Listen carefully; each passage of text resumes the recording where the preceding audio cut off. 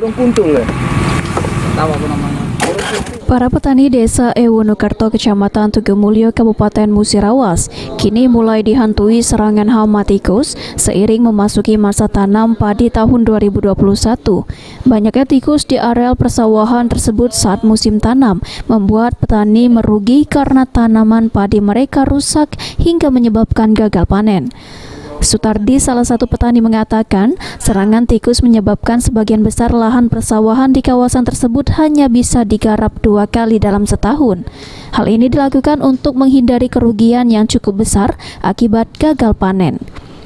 Menurut Sutardi, banyak petani di kawasan setempat yang tidak kompak dalam menanam padi, membuat peluang merugi semakin besar karena serangan tikus akan semakin menjadi-jadi. Ada petani yang baru menanam, namun ada pula padi yang sudah berumur setengah bulan atau 1 bulan.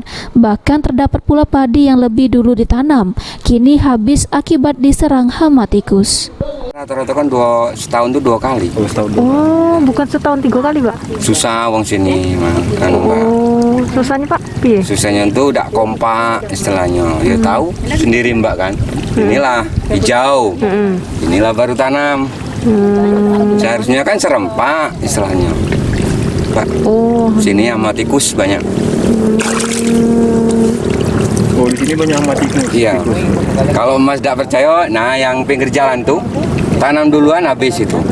Umur berapa ini, Pak? Ini berapa umurnya? Ini sekitar setengah bulanan ini. Nah, terus ini ada yang baru tanam, Pak, Ini ya? yang baru tanam, ini baru tanam, itu baru tanam. Oh, udah merato Ya, jadi. yang itulah ada sebulan lebih itu, yang setengah tuh, nah, yang hijau tuh.